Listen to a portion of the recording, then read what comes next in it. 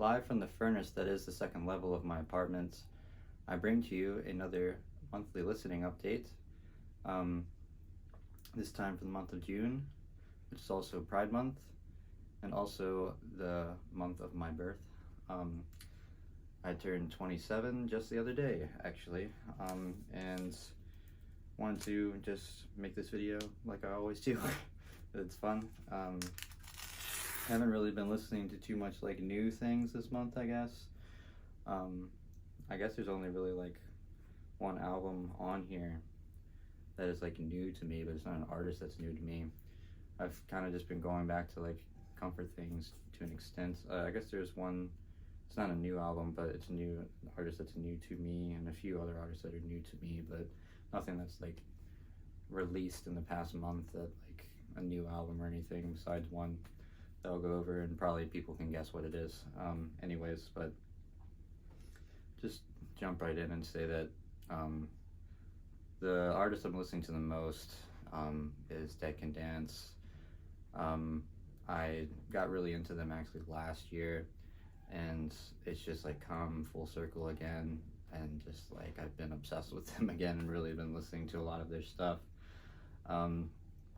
I just really love their sound a lot, and I just am pretty obsessed with it, I'm not gonna lie. I really just love their sound. Kind of interested to see, as I've been streaming them a lot, I've also been listening to the physical stuff that I have by them as well.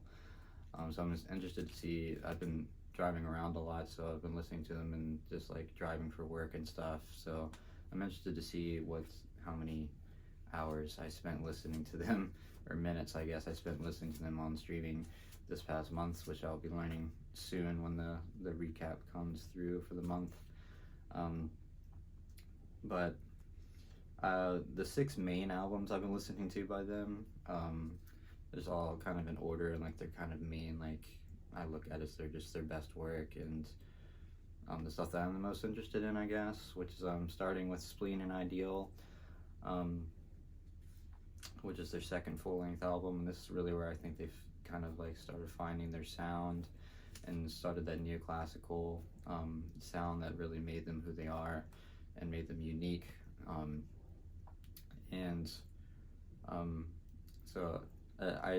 Their first album is fine. A lot of people like that album too, but it's not really my favorite by them, because it's not Dead Can Dance to me, I guess.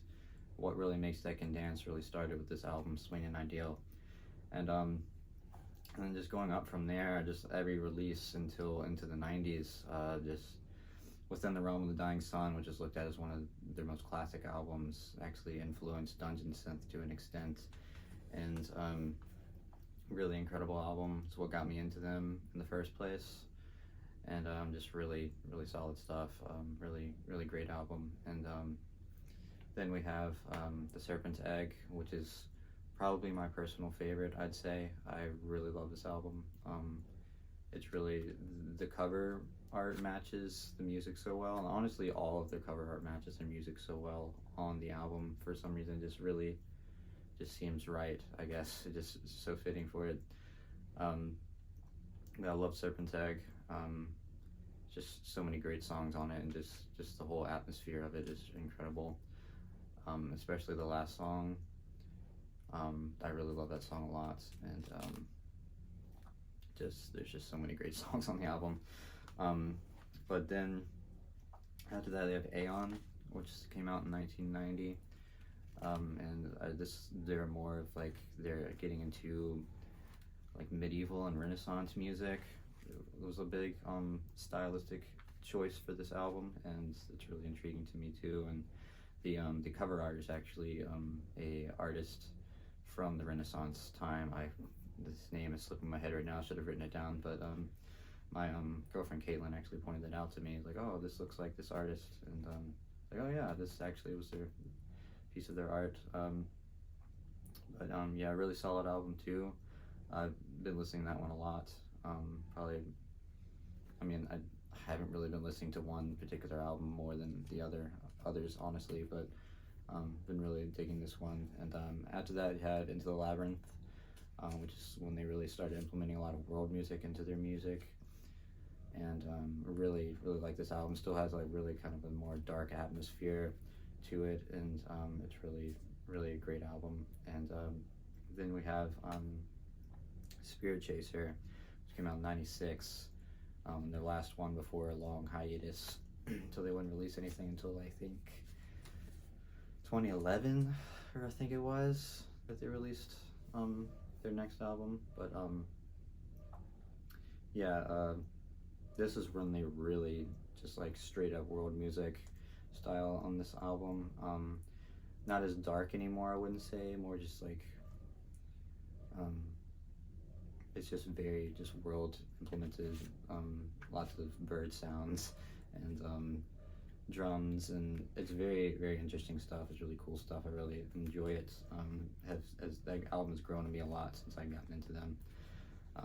But yeah, Deck and Dance. I've been listening to Deck and Dance a lot. That's really the most prominent of the month. Absolutely love them, and excited to keep listening to them into the future. And yeah, another band that I've also been listening to, these two kind of go together to me to an extent, is Cocteau Twins.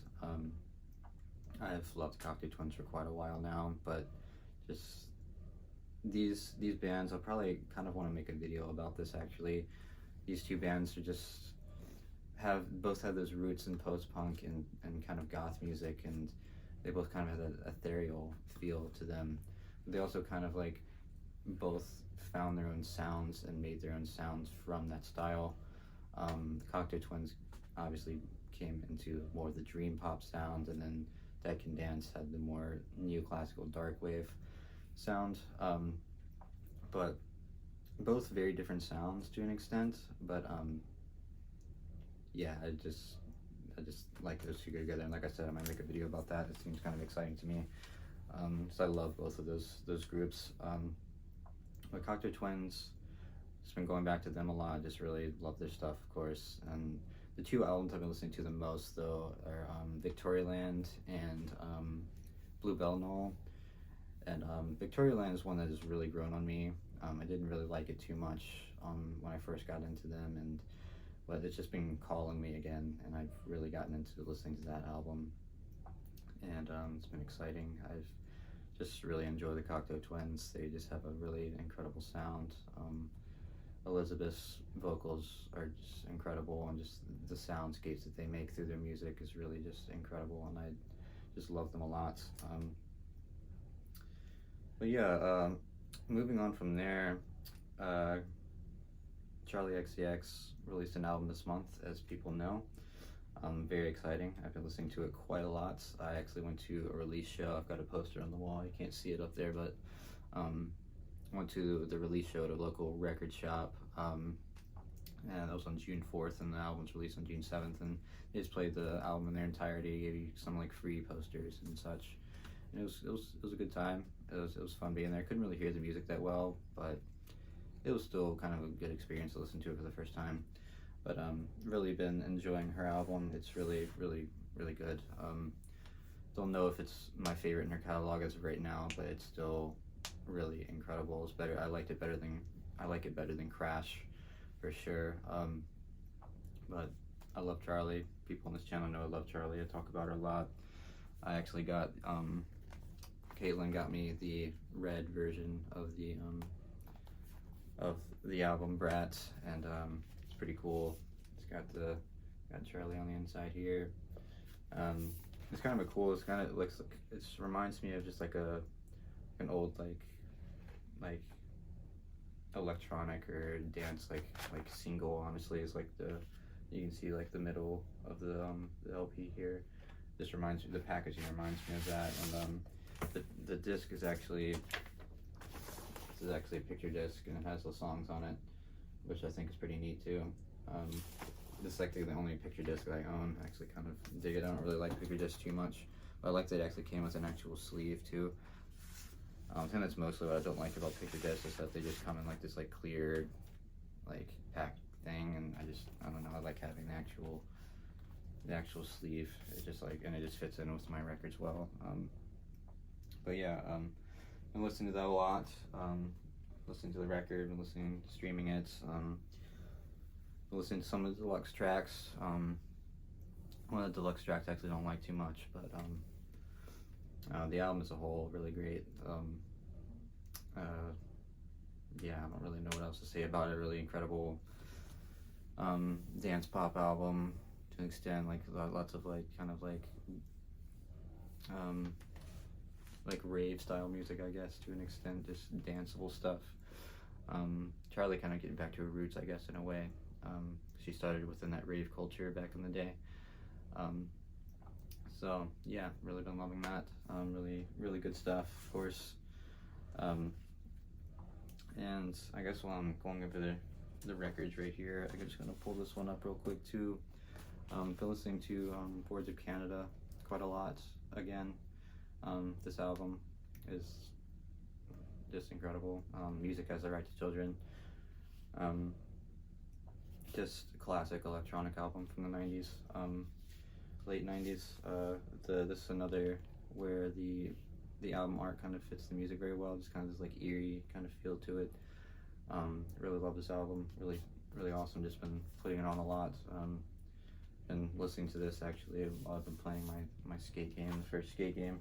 Been playing that quite a lot recently. But I got a few more LPs down here that I'll show towards the end because they'll just fit better. But I've actually been listening to records quite a lot. Actually, I haven't been listening to like tapes or CDs too much. I mean, CDs I'm always kind of listening to in the car and such, but mostly just been spinning a lot of records recently. It's just like I kind of go through times where I want to listen to certain type of music that I have on vinyl or cassette or CD. Just that's kind of where I'm at. I guess another thing I wanted to mention was this album that I came across recently. It's called a band called, or an artist called Exhausted Modern, and their album Moral Discourse. This is like kind of an EBM album, just like electronic body music. Really dig that sound, and I've been enjoying this album quite a lot. And another album that the artwork kind of goes well with the music, I'd say. Just like kind of the electronic, like industrial-ish kind of sound. So I've really been digging that. Check that out if you like electronic stuff and like more kind of somewhat harder electronic music, darker stuff. I also want to mention I have been listening to Deaf Heaven Sunbather quite a lot again. It's one of my favorite albums of all time. It's just really a sick album. Just really, it was, I guess, pretty groundbreaking in a way. It's like really bring in that really good like black gaze sound, mixing black metal with shoegaze. I think they just did it so well in this album, and they have some screamo elements on it as well, and just really been digging it. Really just been going back to it and listening to it quite again this time of year especially. Another one that kind of goes along with that album is Agriculture's self-titled that they released last year. Is one on my top 10 of my albums of last year, and I've been going back to that quite a lot as well. Just those kind of same styles, like the black gaze feel. I really dig that stuff. And I've also been listening to Death Grips quite a lot again. Been really excited about Death Grips again. I mean, I've never like not been excited about Death Grips. I can always listen to them. They just had such unique sound, and it's just like just exactly what I love within music, I guess. But I've mostly been listening to a lot of the later stuff, listening to like the Steroids and Bottomless Pit, Year the Snitch. I've actually been listening to Fashion Week quite a lot as well. I actually burned a CD with Steroids and Fashion Week on it. And been listening to that quite a lot in the car and such. And really just dig their sound. It's just makes me feel good. I just love their music. Really good stuff. And don't have too much more on here, but I've been getting into some other kind of like, because I've been listening to Deck and Dance and Cocteau Twins a lot. I've been getting into more of like some other like more obscure, not as known groups within that style, like the ethereal and like the neoclassical stuff. One band being Lisha, I think that's how you pronounce it. I've been listening, especially their album Cold, and I really am looking forward to digging more into their discography as well. They have a very ethereal feel, kind of similar to Cocteau Twins. I've also been listening to the album Remnants of a Deeper Purity by Black Tape for Blue Girl, and that is a very, very classical oriented album within the dark waves. Their early stuff was kind of ethereal and dark wave feel, and then this pretty one just like almost went like straight up neoclassical on this album, and I've been listening to that quite a lot. And one more within the neoclassical dark wave area is Love is Colder Than Death. It's album Axia. Not sure if I pronounced that right either, but yeah, I've been really really liking that sound. I've been trying to dig deeper into people who did do more of the neoclassical stuff besides Dead Can Dance, and ethereal stuff besides Cocteau Twins. So I've been trying to find some other bands within that, and been excited about digging into that, and I probably will keep doing that into the next month and just into the future, and see if I find some more favorites of mine. And the last thing I want to go over, I've got a few more albums right here that I actually just picked up on my birthday just a few days ago. I was at a local record store and kind of splurged a little bit and bought myself some records. I bought just like 2 classical records I haven't listened to yet. Hope to listen to them soon. But these 3 right here really sticking out to me. I've been excited about listening to them. Been listening to them since I got them. I listened to them that night. I listened to them yesterday. I plan on listening to them later today. First one here is Tears for Fears, The Hurting, sorry. This is their first full-length album. Tears for Fears, obviously a fairly popular band from the 80s, and they got their more pop-oriented sound. There's definitely some good songs on here that got really popular, like Mad World, and I think there's some other ones on here that got into the top charts and stuff in the UK when this came out. This came out in '83, but I really like the sound on this. Really just kind of, I guess, like a lot of these records I would kind of consider goth adjacent records. Like most goth people who are into goth and stuff will like this music, and it kind of goes around the same time, kind of like the new wave post-punk stuff. This album's very post-punk oriented. And then I've also got Echo and the Bunnymen. They're a self-titled album that came out in '87. This is not very, they're obviously were post-punk bands early in their stuff, like their first like 4 albums kind of looked at, such as Crocodiles and Heaven Up There, Up Here, I think Heaven Up Here, stuff like that, and Porcupine. All those albums, but this came out in '87. It was more just kind of like a pop rock album, I guess I'd consider it. But I've been liking it quite well, and like the album cover, honestly, looks very goth, but the sound isn't very goth on the album to an extent. Yeah, I've been listening to this quite a lot. Been interested in. I've been in the Echo and the Bunnymen in the past, but just saw it there and I picked it up and been enjoying it quite well, I'd say. It was exciting to me. I was really excited when I saw this actually at the record store. It's Ministry's first album, with Sympathy. Just very goth looking album cover, as you can see, but I'd say it's very goth adjacent, and I guess like it's more of a synth pop album, very synth pop influenced, and love synth pop. But yeah, it's just really interesting that they made this like synth pop album as their debut, and then just went straight industrial metal after that, which is kind of interesting. I like the industrial metal stuff as well, but I just saw this and I was like, oh shit, there it is. So I had to pick this up. It was exciting. That's kind of all I've really been listening to this month. To be honest, not too long, not as intense as the past few months, I guess. I mean, there's definitely been some other stuff mixed in there, but that's like the bulk of it. Like, I'd say 50% Dead Can Dance, honestly, has been this month.